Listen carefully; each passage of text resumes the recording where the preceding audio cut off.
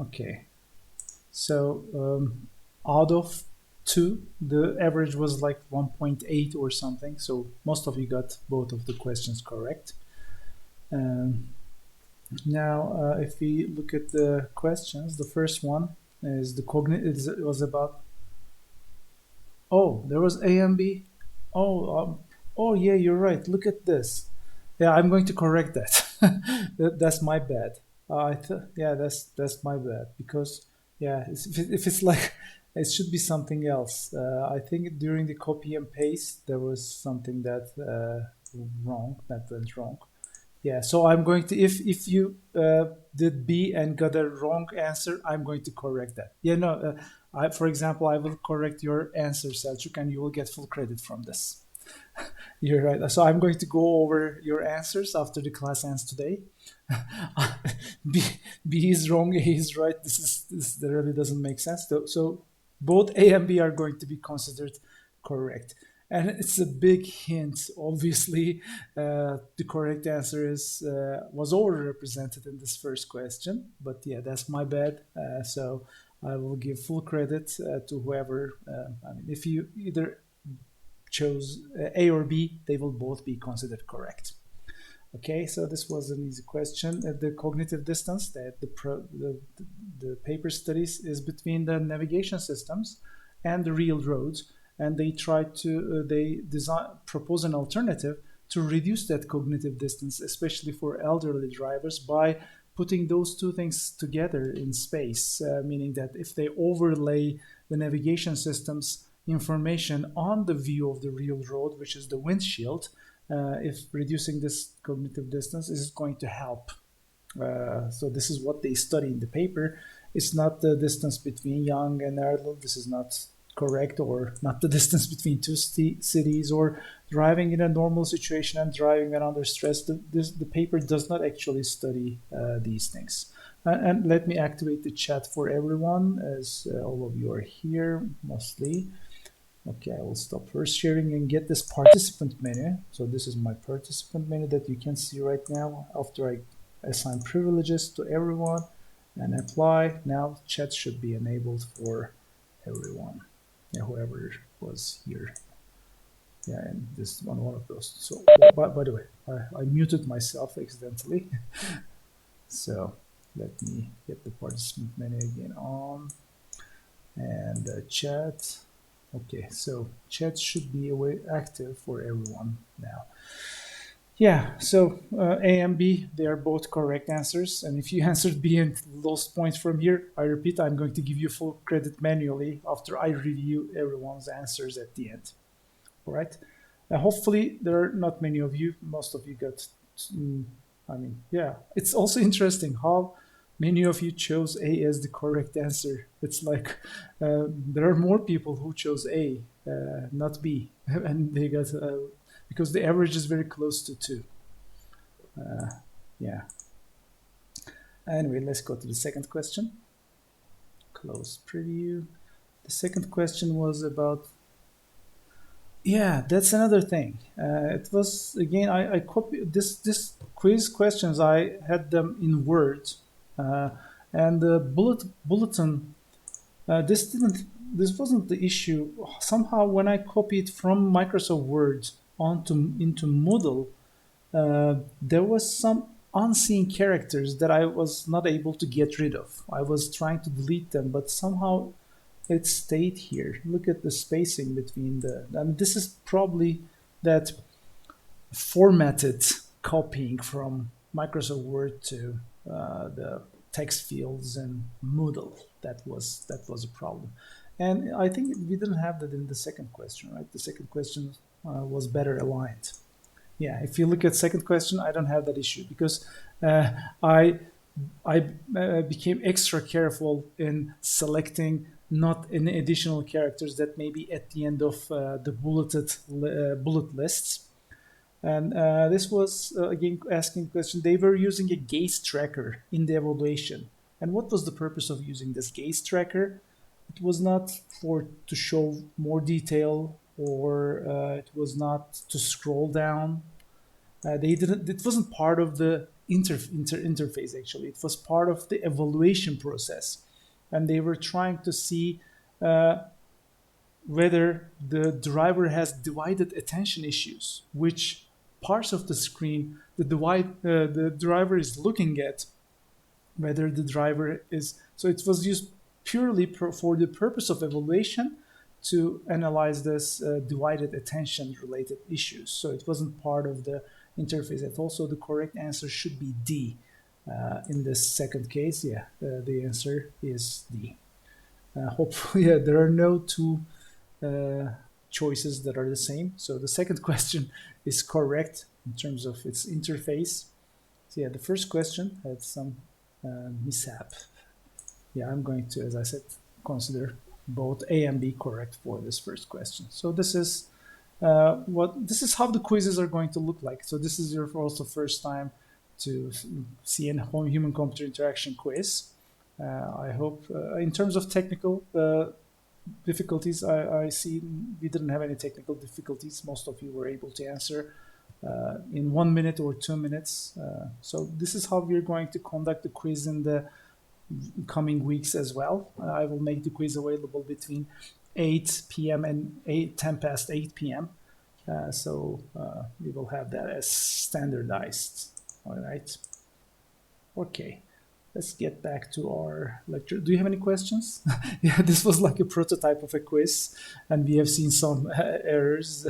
Yeah, I will try to be extra careful when doing the quiz next time, especially not to have two choices as to same thing as two different choices. Now let's get back to our prototyping slides. So we talked about Pictive, which is just again like a storyboarding, but this time not in front of a computer, by using sticky notes, post-it notes to model the interaction of users with the interface. These are all low fidelity because they are really crude, they're not detailed, they go over, they're handwritten and they can be made quickly. And we may also have a Pictive session by using computers too. You may also draw some of the things with computers. And in medium fidelity prototypes, we now move on to more detailed ones. And there are many different types that fall into this category. They range from simple computer drawn images to partially working systems. And they are a little bit more detailed than the low fidelity ones, and they may take therefore longer to construct and make changes on them compared to low fidelity representations. So we usually use medium fidelity prototypes when we are in the middle stages of design. And the benefits is one of the biggest benefits, because of the more detailed representation of the final product, they seem more like the completed system. So it provides a better, clearer idea of how it's going to work. And some medium fidelity prototypes can be used by the users. The interface can be usable, and therefore we can get better feedback from the users. And depending on the medium, depending on the type of medium fidelity prototype, it may allow for some user testing as well. So you may also test some, not the interface only, the functionality. Some part of the functionality can also be tested.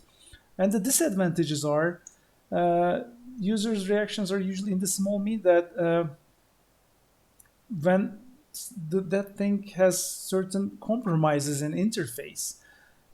User actually expect that this is not the final product. Okay, the user knows that this is not the finished product. This is just the prototype, and therefore gives feedback, making the same assumption. So this is just a prototype. I'm just going to say feedback in only certain issues, since this doesn't give me an idea about how the final product looks like. So they may think about like that, and also they may be reluctant, since there is some effort put into the prototype. They may also be reluctant to challenge. Why is this size? Why this part is over this? Why do we have this button over this text field, for example? Things like that the users are more reluctant. They don't want to change these parts because they see some effort has been put into the prototype. They think that it's going to be fixed like this. So actually, you may get rid of these pitfalls by communicating these issues with your users openly, by saying that this is a prototype, but these parts are going to be like similar in the final product, or you may give feedback about how we can change different parts, the design itself.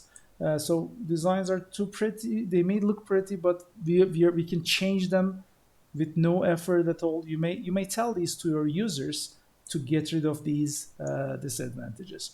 And another thing is that the management, your boss, may think that this is the final product, this is how it's going to look like. Again, you need to make sure your boss to say that this is a prototype that is not going to look like the final thing. Okay, the final thing is going to be different from this. This is just a prototype. Again, you need to make sure your boss knows that. Otherwise, when they think it's going to be the real product, they may have more harsh feedback as to what's going on. And there are many different types of prototypes that may fall into medium fidelity. Tutorials and manuals of some products. Sometimes they are written in advance of the system, before the system is actually available. You may write some tutorials and manuals with just the sketches that are available. But I think in many applications, some tutorials and manuals, they may be written after the product is completed. This may also be the case.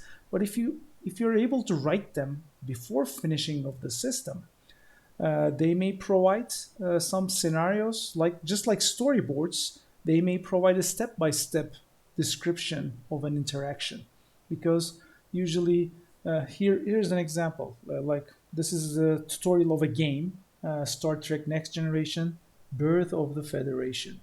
So it shows you how the menu is going to look like. This gives it. So this sketch, as you can see, is it's looking really high fidelity, but it's not interactable. It's just a sketch that I see on paper. But it's considering the low fidelity sketches, it looks much more detailed. Right? I mean, there are some figures, color on it.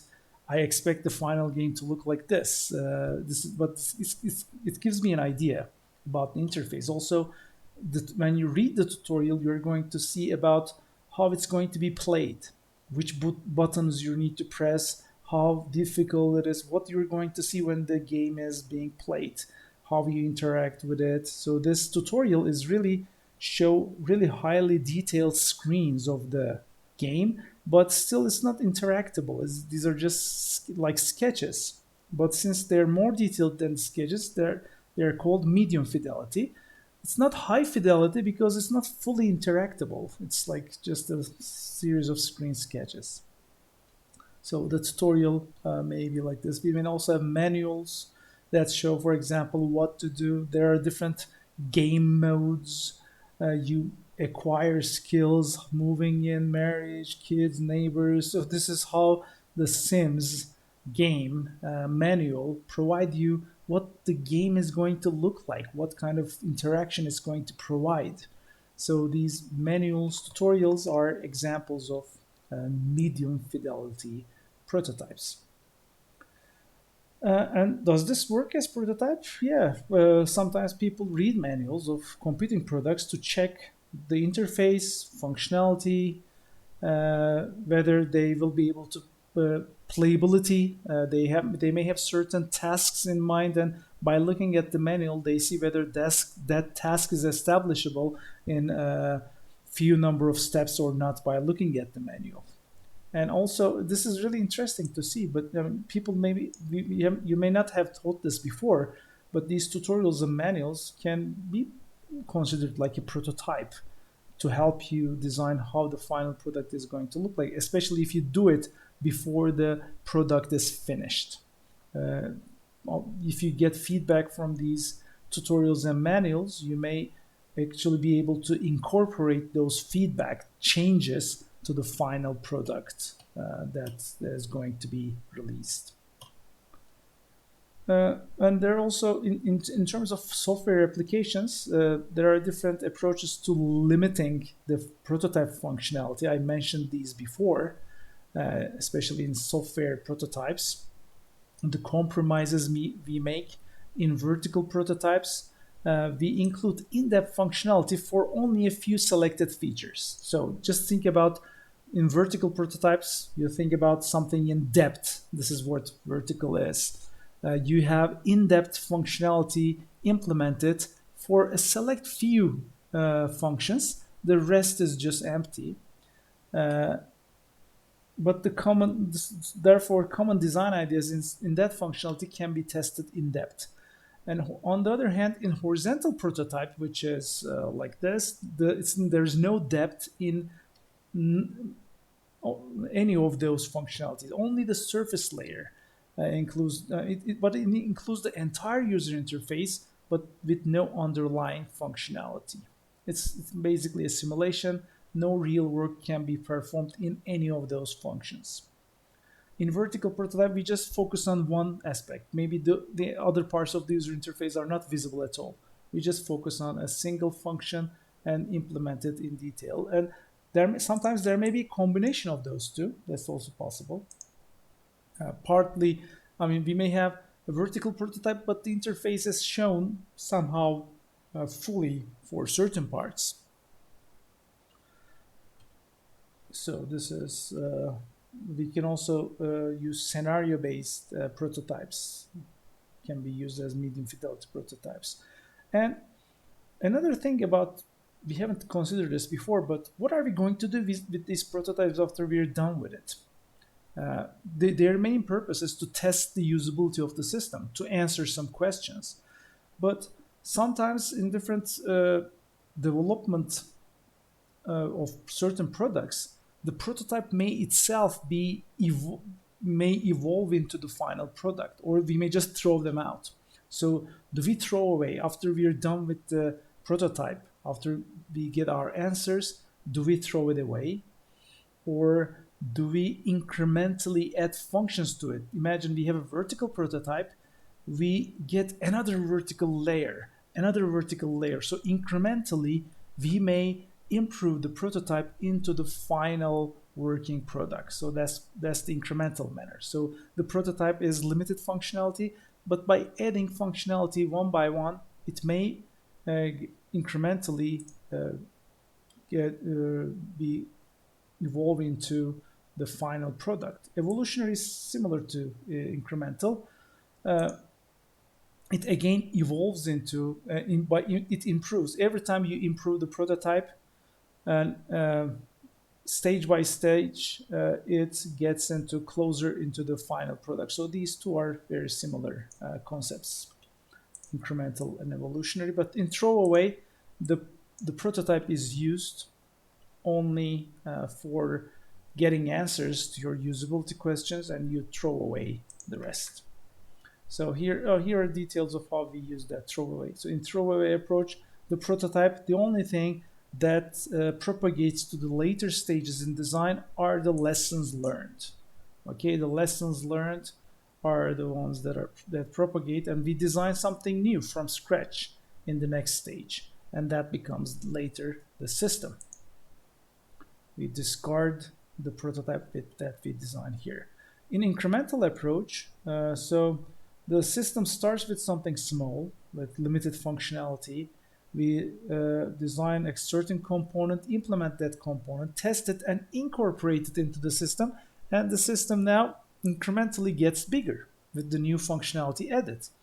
And then we go to the next stage, design another component and implement that component, test it, and incorporate into the system. Now the system gets closer to what it's going to look like in the final version. So this is an incremental approach. And in evolutionary, similar, as I said, it's similar to incremental, but we change the prototype itself by, instead of adding things one by one, the prototype is improved in place each time by making it better, more detailed, making more detail. At the end, we see that it becomes the final system. For example, architects use this throwaway approach, right? I mean, do you see in anywhere the model of the building becomes the building itself? No, the model is probably either thrown away or put somewhere in your office as an art piece, right? I mean, those models are really nice. I mean, they spend a lot of effort to get those models built. I wouldn't throw them away if I was an architect. If I build them myself, so they're like nice art pieces that you can uh, exhibit in your office or in your at home. But still, they're considered throwaway approach because they, in terms of the final system, the building itself is going to be built from scratch. What we do from those prototypes are the lessons that are learned. So here are some other medium fidelity prototypes. We can use painting, drawing packages, those tools that we shared. It was Figma, right? That you gave. I'm going to add Figma to the list of tutorials that I have, the prototyping tools that I have. Thank you for sharing that again. But these are, if you look at those, they're sketch style controls. You can use different options in this, for example, this balsamic wireframe prototyping tool. There are different tools that you can use. So medium fidelity prototypes can be designed on computer to see how different components are going to fit together on the same screen. We can have scripted simulation slideshows to show how the storyboard is going to progress. But here, the user is given a very tight script. Usually, there's no freedom to explore different options of the interaction, usually in medium fidelity prototypes. So we cannot deviate from the script too much. And here's an example of scripted simulation. So this is like a catalog you have. The printed catalog is sent at home, and there's a device. For example, this may be your mobile phone. Actually, it's shown as a barcode scanner. But our cameras, phones can act like a barcode scanner, right? I mean, we can process this image with a phone camera.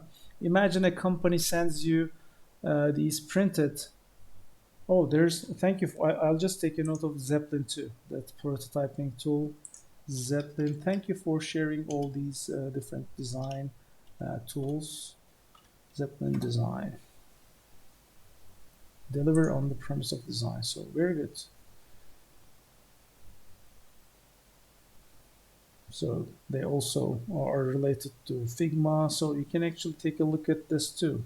So what is Zeppelin? Why? What it's doing? Designer team. So you may also, you may, if you're interested in this, you may also take a look at this. I'm going to take note of these two applications and add them to my list of prototyping and design tools. Thank you for sharing that. So in this medium fidelity prototype, we have, as you can see, a better screen. And this scripted simulation, we say that the user clicks here, and then, or the user may click here, then place your order is printed like this. And then, as you can see, it's just like storyboard, but more detailed, drawn with a computer. That's basically not, there's no other difference basically. We can use interface builders in construct mode and test mode. There are many tools. All these tools that I shared with you and the tools that you also gave, like this Figma or Zeppelin, they may be considered medium fidelity prototypes. Okay. And now I'm going to talk about the Wizard of Oz prototyping, which is probably is not one of those tools that I shared with you, because Wizard of Oz prototyping, what is an idea that to involve humans in the evaluation of a user interface. If you remember the Wizard of Oz, if you have seen it's a very classic movie, the Wizard of Oz.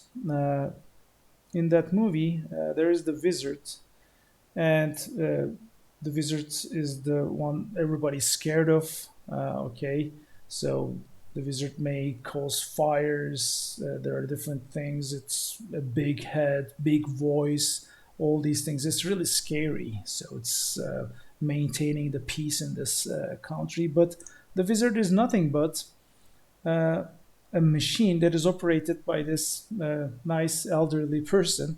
Okay, so there's nothing scary about this guy. So he is the person behind the scenes of this wizard. So the Wizard of Oz prototyping is an idea that is borrowed from this. That's why the name actually sticks as the Wizard of Oz prototyping technique. What happens is that when there's some technique that's difficult to implement by the computer, especially this happens when we're using technologies like vision-based interfaces or speech-based interfaces, we may not use those speech recognition techniques with full accuracy, or even if the speech is understood, natural language may be difficult to understand. And therefore, some of those tasks that are automated by computers are readily very easy for human beings, like recognizing gestures.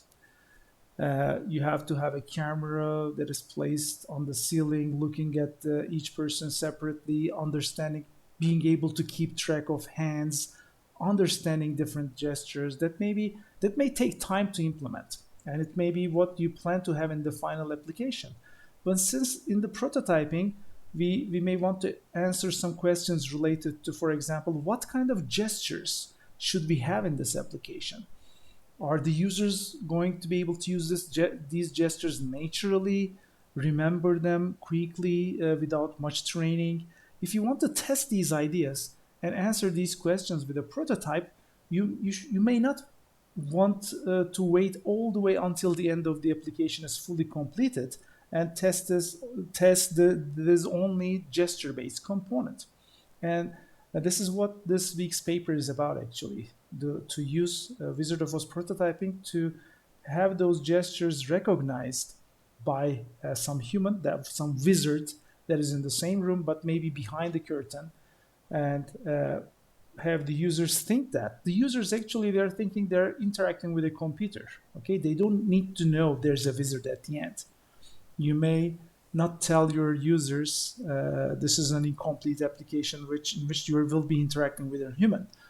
You may hide this fact from the users, and they may think they're interacting with a computer, and therefore you'll be able to evaluate the gesture.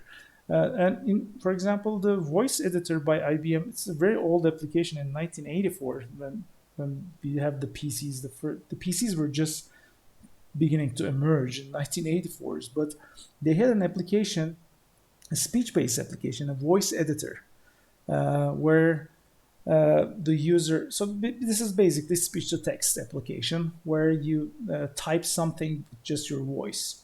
So there is a computer for speech recognition, supposedly, and the user is giving some commands to this. But there's actually a wizard, a human being, behind the curtain who this user is not aware of.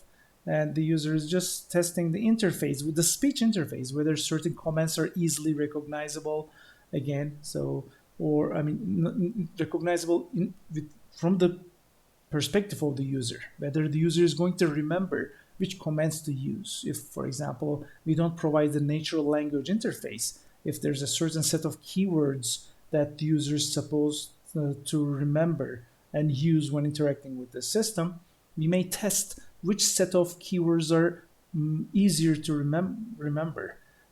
So we can test these different alternatives, evaluate these different alternatives in terms of their ease of remembering. Okay, so in that case, before the system is actually implemented, there's a wizard behind the curtains that hears the users via this microphone is connected to some amplifier, and the wizard is actually hearing what the user said very clearly. Sometimes the wizard has to be trained well. For example, if the computer is supposed to make some errors during recognition, even though the wizard can understand that perfectly, he may, just to see how the user is going to react, the wizard may give some incorrect answers to see, for example, to check the error feedback mechanism and things like that. So this was, the secretary was trained to understand keywords. So the wizard was trained to understand keywords as commands, type responses on screen as the system would, and manipulating graphic images through gesture and speech. So they had an application like this. Okay, and the final thing is the high fidelity prototyping. And in high fidelity prototyping, we really have a detailed model that looks very much like the final product. Some parts are still missing, so we still have compromises, certain limitations. So it looks more like the final system than a low fidelity version, but it's still, there may be unfinished parts that we didn't complete fully. So these are, you should ignore this bullet. These are really old tools that nobody uses anymore. So for high fidelity prototypes, you can also use some of the tools that we shared in these list of tools. Some of them can be used to build high fidelity prototypes as well. One danger, one drawback of high fidelity prototypes is really, it looks very much like the final system. The user may think that it's a finished product. Again, you need to make sure you should communicate openly with the users and say that, tell the limitations, which parts are not complete, which parts are fully functional, so that users' expectations are correct. And here, if you look at the different prototypes we have seen today, in the early design stages, we use low fidelity prototype, and the main purpose of low fidelity prototype is to brainstorm different alternatives, as many alternatives as possible. Choose candidate alternatives from those. So this is the task-centered walkthrough and redesign.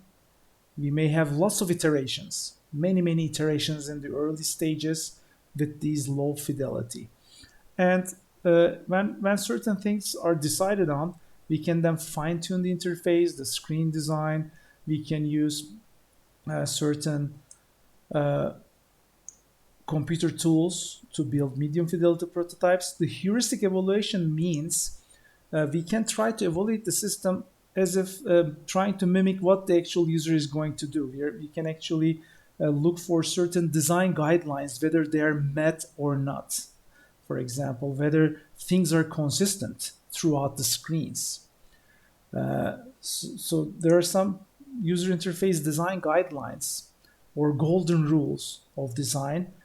Checking those one by one, for example, is called heuristic evaluation. We are not making the user evaluate it, but we are basically trying to mimic what the user is doing, or we are checking whether it follows certain standards, certain guidelines. This may be done for medium fidelity prototypes, and if we see certain errors, certain faults in these usability guidelines, we may redesign and correct those. And usability testing and redesigning can be done with high fidelity prototypes and some. So this is in between medium and high fidelity. We can have the users test these medium and high fidelity prototypes. And after we may have limited field testing, and after we have the working system, then we have alpha beta tests. Exactly. So a high fidelity prototype can be considered as a beta test, because after beta test we still do some changes to the final product. It may be just a very high fidelity prototype, which is very close to the final product. So beta test can be considered a product which is very close to the final one. So at the very late stages of high fidelity prototyping. So that's correct, we can do that. And we talked about compromises, limitations. If you're prototyping, you're putting certain limitations in somewhere, because you want to do prototyping fast, cheaper, test different alternatives. You build multiple prototypes to see how alternatives look like, how they work. So don't forget, this is a very important key sentence, that all prototypes involve some compromises. We shouldn't expect them to be fully functional, look fully perfect. For example, there may be a slow response, sketchy icons, limited functionality, And we talked about horizontal and vertical, so I'm going to skip that. And prototypes allow us to go from conceptual design, from requirements to design. Requirements are on paper, bullet by, item by item description of what is required. And the prototypes allow us to transform from these written requirements into a conceptual visual model. Okay, and iteration is very important, and considering prototyping helps us to consider different alternative design ideas. For a conceptual model of an interface, which interaction mode we are going to use, or whether it's going to user invoke actions.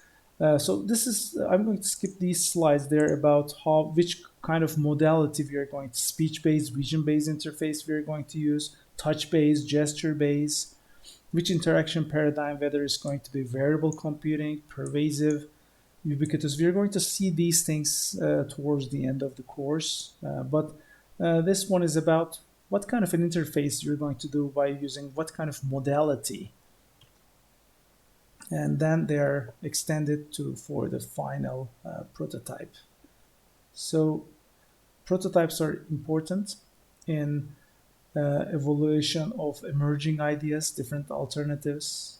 So these are repetition of what I already said, so I'm going to skip those parts. Screen design, splitting different functions. For example, in prototypes, you may see that certain screens are too crowded, and you may consider splitting them into two screens. And you may build two prototypes. In one, the screen contains everything. The other screen is divided into two parts. So in terms of thinking about alternatives, you may try out different ideas. And this is one idea how we can design individual screen, what kind of information we're going to put on the screen, how crowded it's going to be. We can talk about these things. And this is my final slide today.